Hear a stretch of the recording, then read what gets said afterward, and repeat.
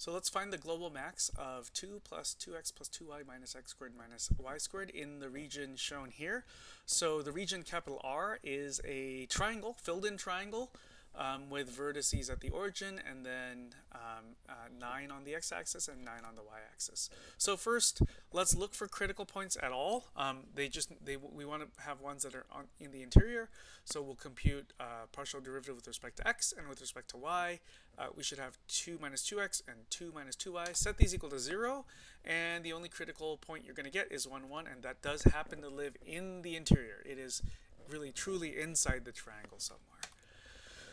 We'll just note that the z value is 4 when you plug in 1 for x and 1 for y, so we won't go through all of that arithmetic right here.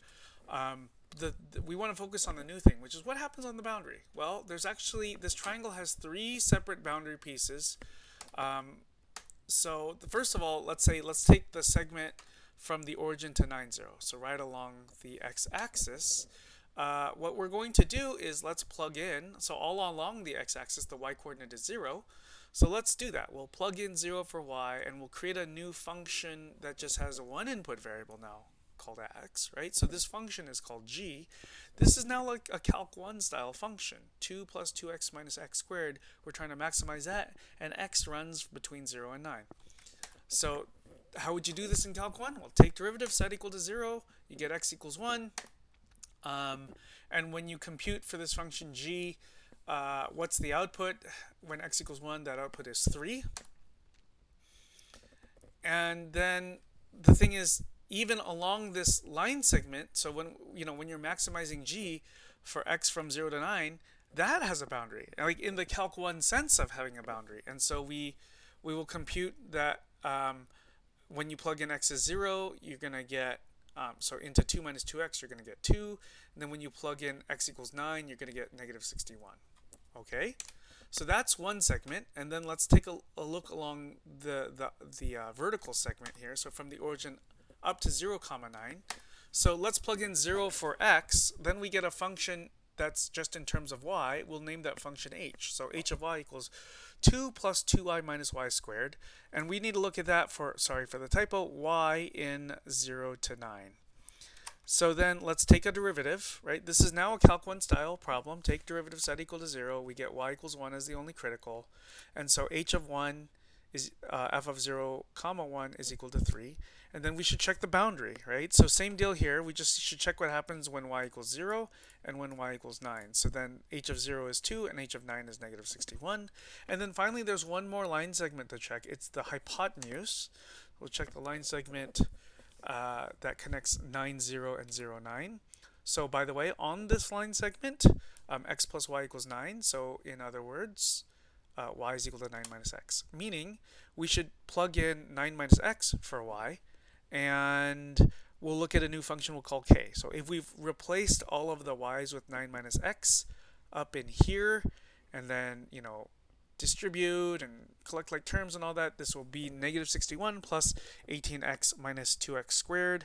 And we should maximize this function for x values between 0 and 9. So here's another Calc 1 style optimization problem.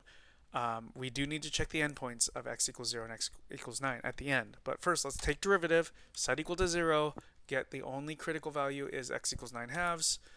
And then, in order to plug into the original function f, we're going to need not just an x coordinate, we need the other part of the input, which is the y coordinate. So remembering that y is equal to 9 minus x, so 9 minus 9 halves is also 9 halves. So then when we compute this new function k at 9 halves, that's f of 9 halves comma 9 halves, and that'll be negative 41 halves. And then if we check the boundary values, we're actually really asking what's the value of the function f at this point and at that point. We've actually already checked those due to f of 9 comma 0 and f of 0 comma 9 previously computed, really.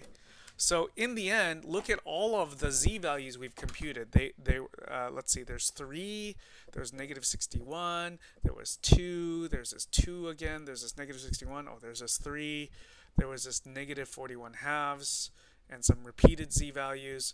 So the biggest z value we get is is 4. Oh, because of this one more z value up here. It was right there, right? Sorry, I forgot to mention that one. So the global maximum is occurs at xy equals 1, 1, and it happened in the interior. The global min, among all the z values present on this slide, the smallest is negative 61, and that occurred 2 places. It occurred at 9, 0 and at 0, 9. So those were points that were on the boundary of the triangle. They happen to be vertices of the triangle. So in summary, for the problem that we just did, the only critical point was 1, 1, and at that point, f of 1, 1 was equal to z coordinate 4. We checked the boundary. There were 3 line segments, so we had a Calc 1 style optimization problem on the line segment on the x-axis of 9 units length, and we had a critical point there and 2 boundary points that we checked. We had a Calc 1 style optimization problem on the vertical line segment, and we had a critical point on somewhere in the middle of that line segment, and then we checked the 2 boundary points. And we had a Calc 1 style optimization problem on the hypotenuse, and there was a critical point exactly halfway in between on this line segment, and the boundary of that was really the 2 vertices of the two of the vertices of the triangle, which we had already computed z values for. They were negative 61 each earlier. So all of the z values on this slide are shown in red, and really this is just a question of what's the largest z value and what's the smallest z value.